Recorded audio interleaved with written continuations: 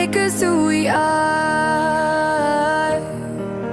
So I'll dream until I make it real, and all I see is stars.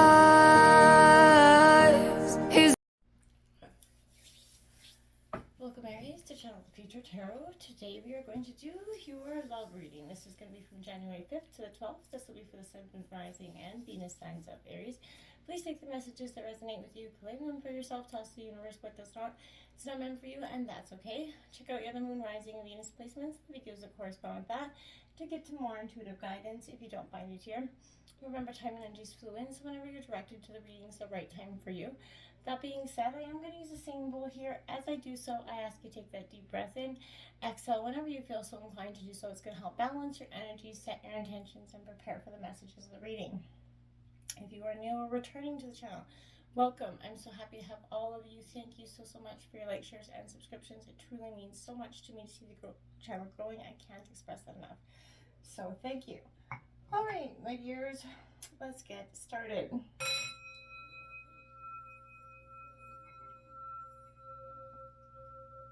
Peace, love, health, and wealth. I hope you all had a wonderful, safe, and happy bringing in of the 2023 New Year.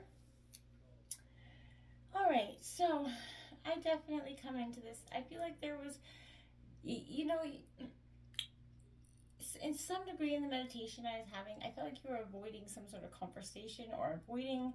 I just feel like you're trying to avoid something in some ways. This could be conversation with a family member, a partner. In terms of love, I feel like there's something that you've been trying to avoid if you're in a relationship. Let's see what we got here. So I did do like the pyramid style here of a mixture of cards. Now I did pull out a special message at the end for you. So let's just get started here. We've got reparenting yourself. That's kind of interesting, Aries. I love this kind of energy for you because we've all got that energy, subconsciously, where we don't realize that something possibly from our childhood is kind of lingering about, causing us some sort of issues in our present life. And when that happens, it can create some things we don't even realize. We don't even realize what it is, and essentially what we have been blocking, essentially. Some of the most difficult things to let go of in life are the emotional hurts and disappointments from our childhood, right? And as adults, the old wounds come up and they block us, and hold us back or cause us to repeat some sort of unhealthy patterns in some way in our relationships. We all know that it is impossible, obviously, to go back to those times and change, the past. So, maybe you tried resolving this issue with that person or something, but it didn't work out, and it's still weighing you down. Aries, I feel like this is, many people kind of assume that childhood, wounds only arise after after serious mistreatment, violence in the home. But the truth is often very much less dramatic, right? The things that leave the greatest impression. Something like a parent missing you at a Christmas concert, or a sibling who's always did better in school, or stuck in the hospital on your birthday, something like that. This is coming up because I feel like this is a child part of your aspect that needs you to care for or reparent some sort of issue that maybe you weren't aware of in some situations, but your child aspect is some way calling you and saying, I need you to address something. I feel like if you do, you're going to start to see that you can be more open and energetically open to loving yourself. Now that worthiness is coming out here, card number 35 here, Aries. Now, again, no judgment here, because we all go through those periods in life where we question our worthiness because of situations or, whatever relationships, past, present, or, that have negatively infected our hearts, okay? Believing that you deserve to be loved is, very much important for you, is a powerful state of mind when you truly, and way of being, if you think about it, right? It sounds cliche, but it isn't. You've drawn this because I feel like this is an energy, no matter what or who you are, what you've done during your lifetime, it is unlikely that every person you meet will want you or to be with you or even like you, right? It's impossible, right? And it is possible to spend your life in analyzing why certain people from the opinions they do so. It's also possible you can spend your entire life trying to people please them, and that's going to get you nowhere and leave you with a greater, capacity for emptiness than you thought possible, right? And it doesn't make you a better person for trying to people please everything all the time. So I feel like, considering right now that choice you have before you, choose to accept right now that you deserve love and happiness, support, companionship, and all the glittery gold that you do deserve. Not because someone else has said so, but because you are responsible for the quality of your own life, right? So, there's nothing in the universe that judges you or finds you wanting. You're not expected to be perfect, my dears. And I feel like, one of the defining factors of a soulmate relationship is that you grow together and you evolve together, balancing out your imperfections, working through those times. That's the true soulmate relationship, right?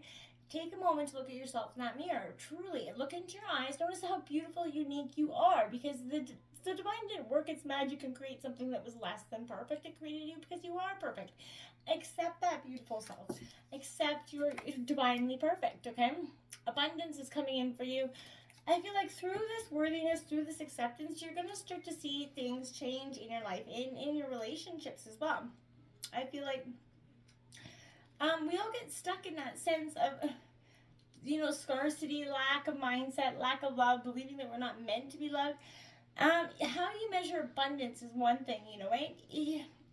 This is saying, remind you that abundance is so much more than how much cash you have in your pocket, right? Financial abundance, which is often, the cause of immense stress for partners here, the root to all evil is the term in some senses. It's only a small part of the overall picture here. True abundance encompasses every area of your life. So, good health is that major source of abundance, health rather than seeking treatment. But I feel like good friendships, a supportive family around you, a positive attitude, and the ability to learn and grow throughout your life is an abundant way of being. Because more than anything else, abundance is a state of mind and ultimately a choice, okay? So loving and being loved is all definitely makes you more abundant. So if you're longing to meet your soulmate, it's your willingness to truly appreciate, acknowledge, and accept yourself that allows you to feel more abundant, and that's going to help you manifest that partner for you, okay? And in a relationship, your abundance of health, friendships, and mindsets is going to help you bring joy as well. But remember that to be abundant in that full sense of that word means to be fascinating and creative and resourceful and open, okay, to all those things. Spiritual maturity, 34. Yeah, this is what I feel like you're really working on that. I love that card as well because it's such a beautiful, deep sense of exactly what it encompasses to have that spiritual maturity, the walking the path, right? This is, why is it so important in a loving relationship? Is because take that moment now to think about how you would answer these questions, right? Spiritual maturity is going to take into account spiritual compatibility as well.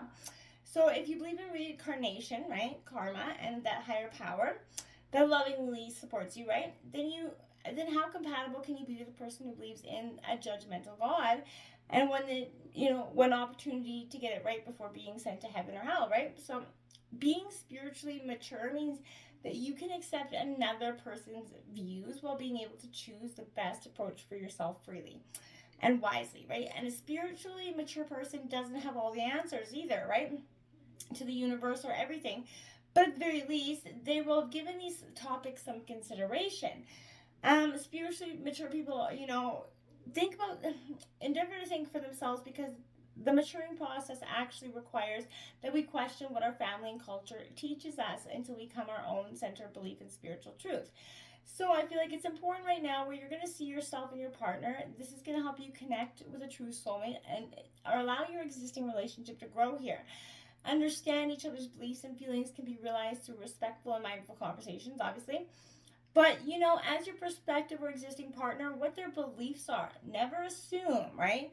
Have that courage to explore beyond the beliefs and ideals that were handed to you as that child, and be willing to take whatever steps are necessary to mature yourself.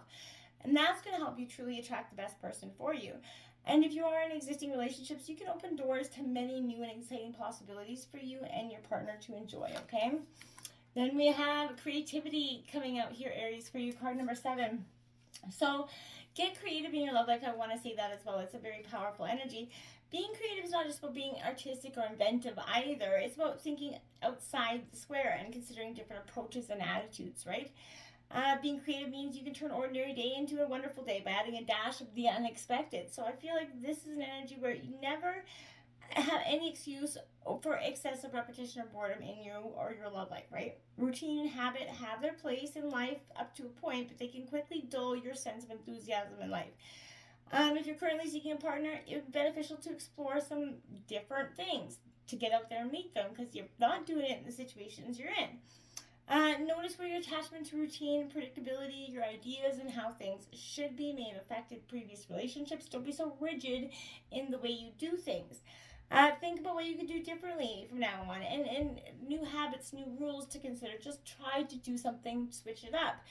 In an existing relationship, it's often very obvious where, the rot of routine and fixed expectations kind of set in. So this is your opportunity for you to switch it up. Many people imagine that a certain amount of money is needed before meaningful creativity can occur.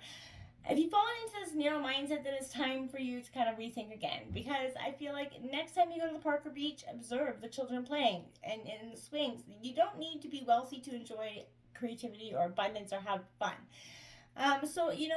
Bring creativity into your relationship can be as simply as going to a new little restaurant, seeing a movie that you would normally be your style, eating a meal from the garden instead of in front of the television, doing something that you would normally do. Something special that you guys have been postponing. But take that moment to do it and do something, switch it off and routine, give and take, right? Next, you got Perfect Acceptance coming out. What a beautiful card coming out there for you, Aries. I love this energy for you. This is kind of exactly what I was saying. This is that energy where give up being that perfectionist. Life is just suddenly perfect for you. Consider that your life in this moment is purely a reflection of your consciousness, right? Because it is. Everything's exactly the same as it was yesterday. It's your attitude that shifted. So, and this is for better or for worse. For what you resist tends to persist, right? So there's no better, there's no worse. Everything just is. And that's a beautiful place to be. So allow yourself to just embrace this moment. Everything absolutely will find its place around you in every inevitable present moment. So accept everyone and everything, every situation as being exactly as it's meant to be now. Okay, don't try to rush the cycles through. And honor yourself coming out here, number 9. So that's also a very beautiful energy. Very sort of, that card sort of it makes you look that hard look at yourself here. And it can be a little tremendously scary at some point, but there's a central aspect to this. It's your duty, Aries, to honor your physical self in a very different way. If you've been abusing your body, poor eating, maybe toxic substances, dragging yourself through workouts you don't enjoy, punishing, you're not really celebrating yourself or your life here. Don't put anything into your body that's not worthy of it. Quality over quantity is key here. So awaken to what's sacred inside of you. Be selective as well about the energy that you receive around people, right? In physical proximity to you. And in matters of sex, yes, I'm going to touch base on that, and sensuality, don't share your sacred self with someone who is not worthy of you or does not treat you in an honorable and respectful way, because then you're just diminishing your worth here. So, this is a deep inner comprehension that's really not bound by anybody else's opinion, state of mind, society's state of mind, or viewpoint. This is seeing that your infinite self is being honored in your most authentic way, okay? Now we have 18, Mosaic. Let chance play its creative role in your life, my dear. Exactly. So this is a beautiful energy for you as well. Let chance kind of embrace something that's new. Embrace something that you possibly didn't think to be feasible for you.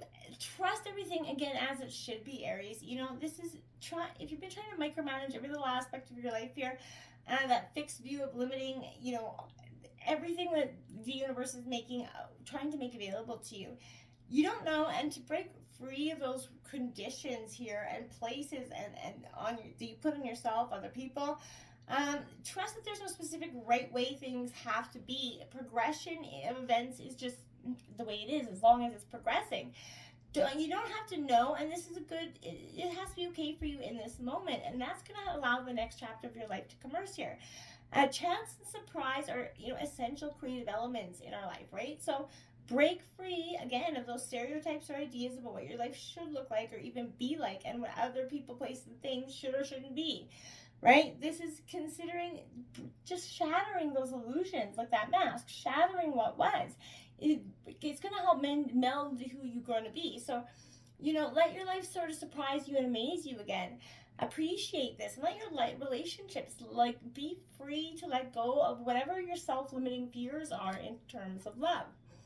Now, this is the lucky card, 36, number which. This is the magic you seek is inside you. Let it flow. Very lucky card in this deck. So I like it because this is a beautiful, you know, energy where I want to say, you know, bonus is things are going to appear in your life. Key events, situations will start to turn in your favor. Remember, luck is preparation meeting opportunity here. So make sure you're taking the available steps to chase your dreams here and be authentic in that energy. This is a potent symbol of new opportunities and fresh potential, you know, so I feel like this is a beautiful energy. There's new adventures coming in. This is a beautiful energy to signify comfort and beauty after periods of, you know, absence or loss. You're not afraid of your potential of opportunities and to grow them at this time. You know, I feel like it's a beautiful energy. This is you're gonna land exactly where you need to be, Aries, because you're going in that right direction. Now you got listen, which is the high priestess in traditional tarot. So again, listen to what your heart is saying. Listen to what your own intuition is saying. And also in times of relationships, we can often we're not truly listening to our partner when they're speaking to us. We're already creating what our rebuttal essentially, when we need to be sitting there and actually listening, because we're not really being present for that person when we're not truly listening.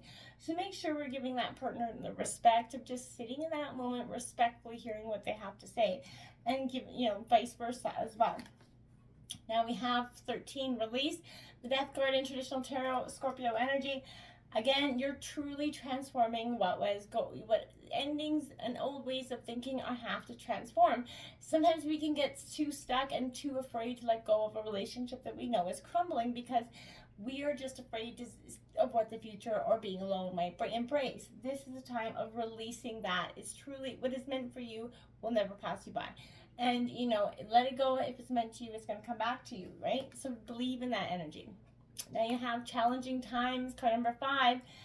This is a card of spirit. So I feel like, yeah, spirit's going to bring in some challenging times. I feel like you have to essentially, you know, this is sort of that ego battling yourself with your mind. I feel like this is an energy where, you know, human ego, it's very essential to building our confidence as well, but it can also lead to problems when it seeks to kind of quarrels, you know. You might find yourself either instigating disagreements or being pulled into them by your partner at this time. Step back and examine the real issues behind the conflict. You may find it's more about being right than it is about what is right, and that is, you know, sometimes we all have that energy, so make sure you're not getting too focused on what is right. Just kind of stay in the moment, okay? That's my best advice for you. Past life relationships here. So, you know, you've known each other before. So in terms of relationship, this is something that you guys have probably reincarnated back through its life again. So this is essentially where, you know, if you're not, you're going to meet somebody that you're going to have that real instant karmic connection with. And if you are in that relationship, well, it's definitely saying this is somebody from the past. Trust. So here we go. This situation is calling for you to have some faith. So if you're in a relationship, put some trust in yourself and in this partnership. Believe that it is, you know, have a little faith in love again is really paramount for you, Aries. You've been a little bit rigid and restricted, a little bit resentful in terms of love. You got to open yourself back up. Life is worth living and loving, my dears. Not today here out, Aries. Not dealing, hurt, avoiding a conversation. Again, that's what I felt was happening. That call person, boundaries. You're still angry about something. Let it go. Let this closure happen for you, Aries. Don't be restrictive in that way of being, okay? Your special message for the week is bumpy ride, my dears. Yeah, it's going to be one. Don't be afraid to make a change, regardless of how hard you perceive it to be. It can be fun if you allow it and let go of the resistance to it. Exactly what I was saying. It's bumpy, but it's going to get to beautiful. So embrace the bumpy ride, because I feel like it's going to lead you to something so much more beautiful on the other side. Until next time, my friends, namaste.